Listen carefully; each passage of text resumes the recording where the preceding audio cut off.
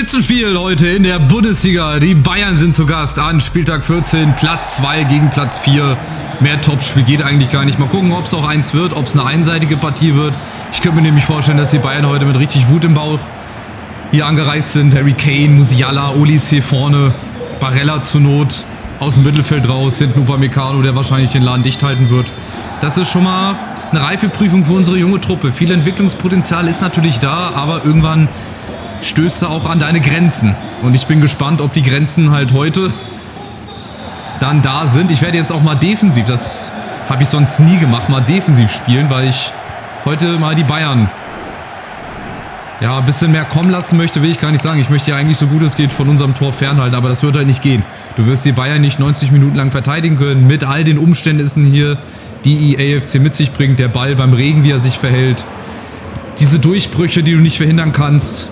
Die Lücken, die so eng gar nicht geschlossen werden können. Die Spieler, die gar nicht so schnell gewechselt werden können. Also, ja, all die Sachen, die werden heute auch sehr herausfordernd für uns. Aber mal gucken, was am Ende rumkommt. Ob wir hier gnadenlos untergehen, ob wir hier einen Punkt holen, ob wir sogar gewinnen gegen die Bayern. Das ist aber auch nicht unsere Liga. Ja, ganz ehrlich, wir müssen gegen die anderen Mannschaften aus der Liga gewinnen. Dann werden wir Meister, nicht wenn wir hier die großen Spiele gewinnen gegen Bayern, gegen Dortmund, gegen Leipzig, Leverkusen. Da wirst du nicht deutscher Meister. Du musst diese Duelle gegen die Kleinen gewinnen. Ja, gegen Köln, Hamburg unter anderem haben wir es leider nicht gemacht. Auch nicht gegen die Augsburger. Achtung, Bayern kommt zum ersten Mal, aber Musiala Gott sei Dank mit einem Rückpass. Das ist wahrscheinlich erst der Anfang, der schießt sich jetzt gerade erst warm. Ja, und bei unserer Mannschaft, wir dürfen halt heute nicht so viele Fehler machen. Ja, Fehlerminimierung, so wenig Fehler machen, wie es geht. Aber ihr seht die Bayern vorne, die gehen mit 2-3 Mann drauf, die verschieben richtig gut in ihrem 4-2-3-1. Und wir müssen halt die Bälle auch dann mal schneller von unseren Füßen gespielt bekommen.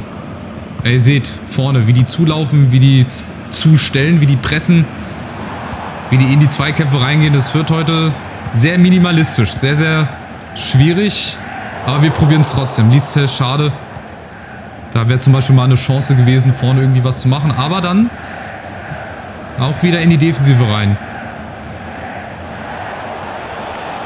Olise. Und die Frage ist halt, wann gehst du drauf? Wann stellst du? Wann packst du mal die Grätsche aus? Das ist wirklich sehr, sehr schwer. Achtung, Kane! Erste Chance. Und es ist halt einfach nicht zu verteidigen.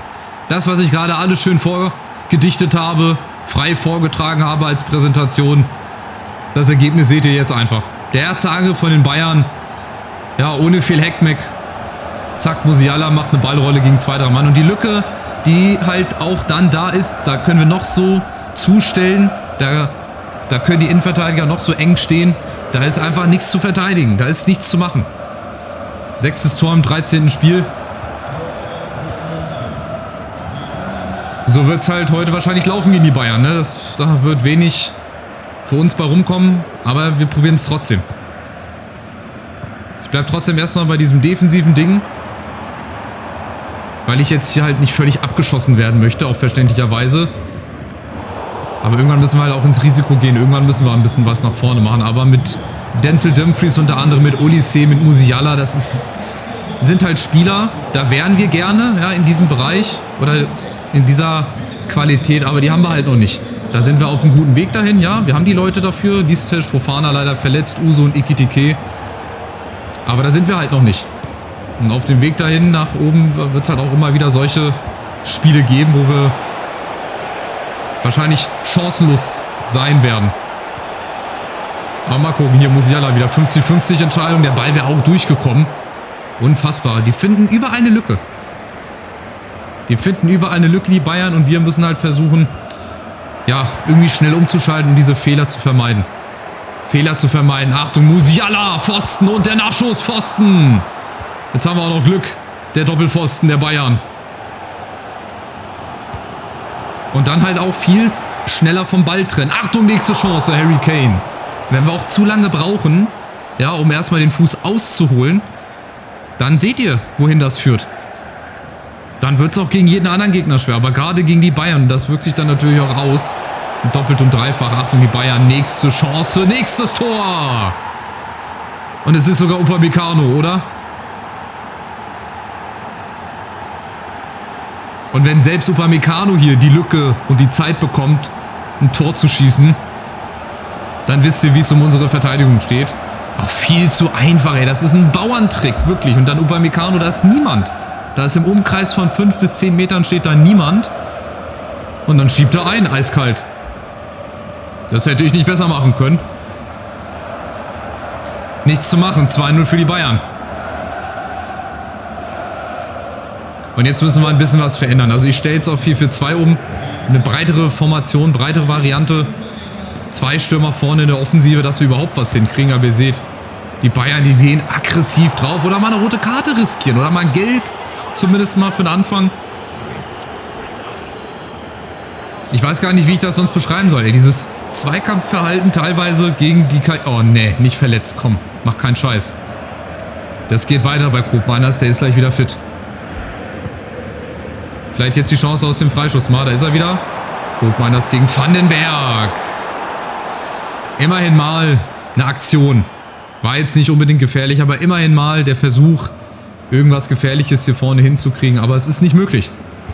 Das wird heute eine Lehrstunde für uns. Wir werden viel hinterherlaufen. Wir werden auch noch 1, 2 Gegentore kriegen, gehe ich mal von aus. Weil du kannst ja diese kleinen, engen Bewegungen, gerade von Musiala, die kannst du nicht verteidigen. Da kannst du auch mit 6 Mann hinten drin stehen und das verdichten. Da ist nichts zu machen. Schaut euch das an. Harry Kane, nächste Chance. Die Bayern setzen nach über Grealish. Achtung, Grealish, nächste Chance. Da muss halt dann irgendeiner auch mal von alleine hin. So, nächste Chance. Koopmeiners. Oh, der kommt direkt wieder zurück. So, und jetzt ist Listisch vorne gegen 2 Mann alleine. Was willst du da machen? Usun. Schnell spielen. Usun, Listisch.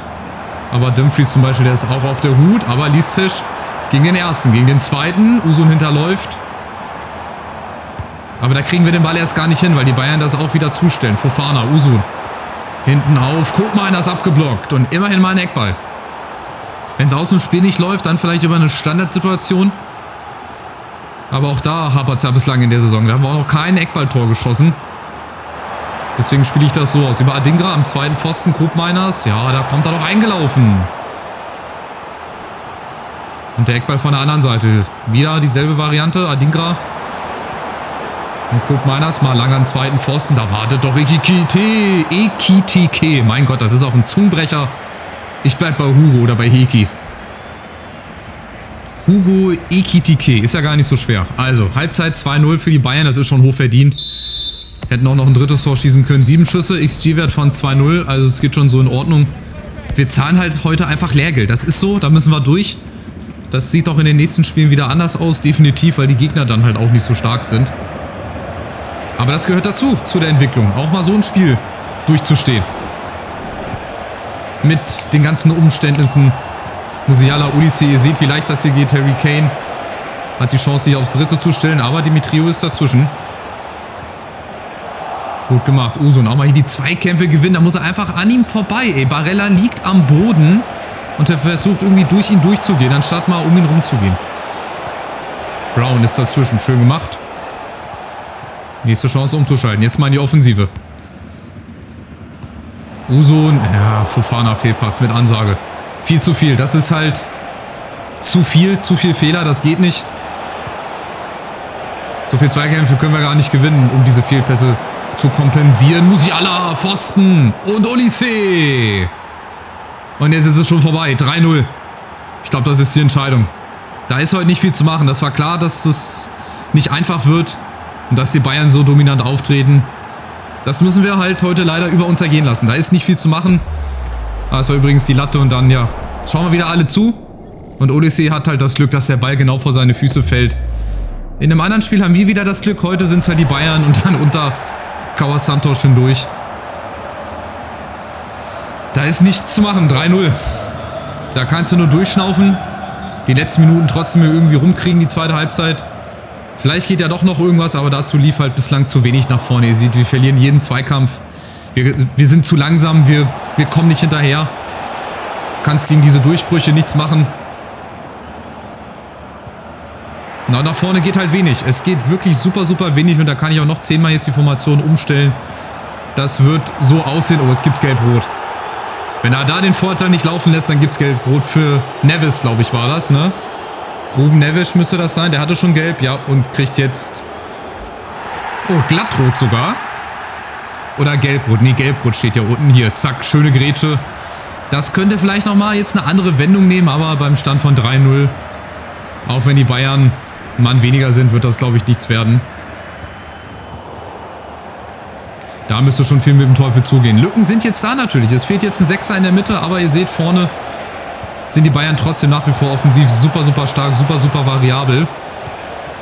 Aber dieser Mann fehlt halt trotzdem. Usun, Ekitike, außen Adingra. Ganz außen läuft Rega mit. Adingra müsste mal durchlaufen. Ins Zentrum, da ist Adingra und jetzt Usun.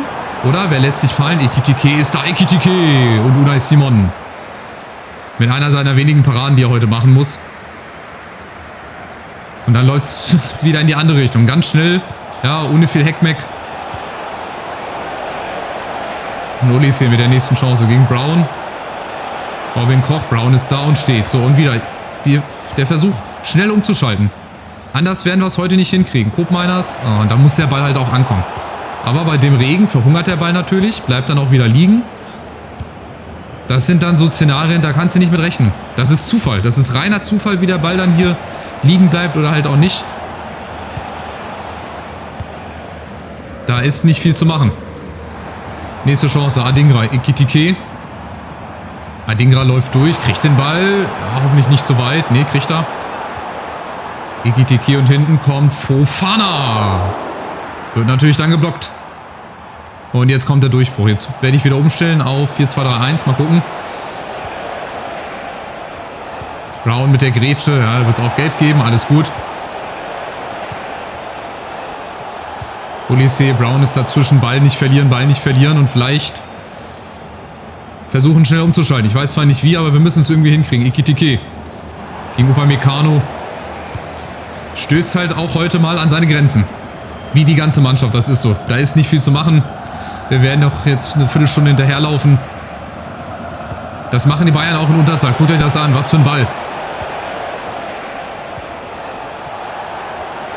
Musiala. Hacke Spitze 1, 2, 3. Auf engstem Raum 1, 2. Kontakte.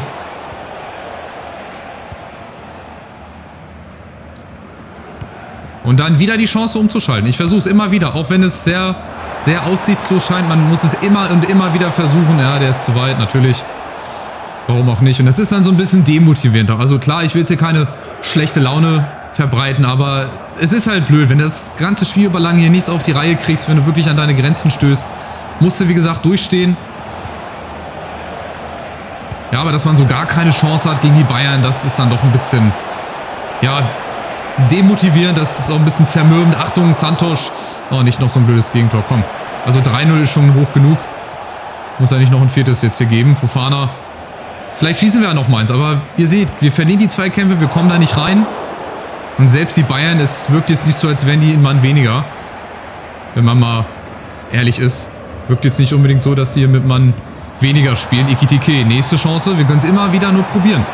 Ekitike, vielleicht das Ehrentor Ekitike. Aber auch da, das ist zu wenig. Das ist einfach zu wenig, um gegen die Bayern zu bestehen. Und dann werden die selbst mit einem Mann weniger hier souverän 3-0 gewinnen. Und hier ist nochmal ein Durchbruch. Darauf habe ich das ganze Spiel schon gewartet. Musiala.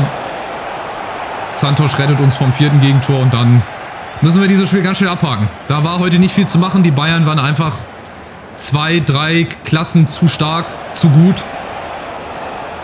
Und ja, die gewinnen dann auch verdient 3-0. Munter putzen, weiter geht's. War ein sehr, sehr schweres Spiel. Sehr, sehr, ja, traurige Vorstellung, weil halt so gar nichts ging. Also mal so 1, 2 Halbchancen, aber im Prinzip wurden uns heute die Grenzen aufgezeigt, was ich am Anfang schon gesagt habe. Aber egal, weiter geht's. Der Kopf muss wieder nach oben, der Blick nach vorne. Und dann werden die nächsten Spiele auch wieder ein bisschen erfolgreicher. Hier sehen wir noch die anderen Ergebnisse. Leipzig gewinnt, Leverkusen gewinnt. Natürlich gut für die Konkurrenz, aber blöd für uns. Das heißt, wir fallen wahrscheinlich ein paar Plätze. Ach, nächstes Topspiel. Okay, also Leipzig. Jetzt auswärts wieder. Zweiter gegen Vierter. Diesmal Rollenvertausch. Diesmal sind die anderen Zweiter, wir sind Vierter. Gut, die beiden Spiele kommen jetzt ja zum ungünstigen Zeitpunkt. Ja, die erwischen uns jetzt in so einer nicht guten Phase. Jetzt vor der Winterpause wird wahrscheinlich das vorletzte Spiel oder das letzte Spiel sein in Leipzig. Gegneranalyse schauen wir mal. Haben auch die letzten Spiele, denke ich, gewonnen alle. Ja gut, aus den letzten 5 Spielen 3 gewonnen, 2 Niederlagen. Aber auch die haben nicht eine viel schlechtere Mannschaft. Ja, alleine die Offensive mit Jonathan David, Openda, Baumgartner, Elmas. Dazu haben sie noch Jimenez auf der Bank, Lucas Hernandez, Barcola. Also der wird bestimmt spielen, Barcola. Das kann ich mir gar nicht vorstellen, dass der auf der Bank sitzt. Dazu hinten mit Gertruida und Ginter eine gute Innenverteidigung. Vielleicht nicht ganz so stark wie gegen die Bayern. Vielleicht werden wir da ein bisschen mehr mitspielen können. Aber das war schon ganz, ganz souverän von den Bayern. Ey, lass mir da nur die Ruhe. Aber egal, wie gesagt, Kopf hoch, weiter geht's. Wir haben nur 5 Punkte Rückstand auf Leverkusen. Vielleicht haben die auch schon gespielt. Ihr 15. Spiel, nee, noch nicht. Also 5 Punkte Rückstand. Ist aber trotzdem noch eng. Das ist noch aufzuholen. Ja, die Leverkusen werden auch nochmal Punkte liegen lassen. Wäre halt jetzt nur mal schön, auch eine Reaktion zu zeigen. Ja, wenn wir auf den Kalender nochmal kurz blicken. Da haben wir jetzt die Niederlage gegen die Bayern unentschieden. Davor haben wir ja gewonnen gegen Mainz. Das Unentschieden gegen Augsburg, das wurmt ein bisschen und gegen die Kölner. Da hätten wir halt auch 4 Punkte mehr gehabt. Wären dann wahrscheinlich nur 1 Punkt hinter Leverkusen. Aber ansonsten, ihr seht, das ist eine super Hinrunde. Klar sind auch unglückliche Niederlagen mit dabei. Unnötig vor allem. Ja, in Dortmund zum Beispiel verloren. Gegen Hamburg das 3-3. Das ist halt auch so ein Ergebnis, das darf halt auch nicht sein. Aber gut, es ist dann erstmal das letzte Spiel. Dann ist Winterpause und dann die Chance, eventuell ein bisschen was auf dem Transfermarkt zu machen. Dann haben wir Stuttgart, Münster und Köln. 2 Auswärtsspiele. Das sind eigentlich auch 2 Siege. Dann haben wir Barca, Hamburg und der AC Mailand. Das wird auch eine interessante Woche. Dann haben wir nochmal Gladbach und dann geht es halt weiter. Hoffenheim, Dortmund. Dann geht auch irgendwann die Rückrunde los. Also, ich bin sehr, sehr gespannt, was gegen Leipzig geht. Vielleicht sieht es besser aus und hoffentlich sieht das besser aus als gegen die Bayern. War halt nicht viel zu holen. Die Bayern waren halt leider 1, 2 Ligen und Nummern zu groß. Macht's gut, bis zum nächsten Spiel in Leipzig. Ciao, ciao.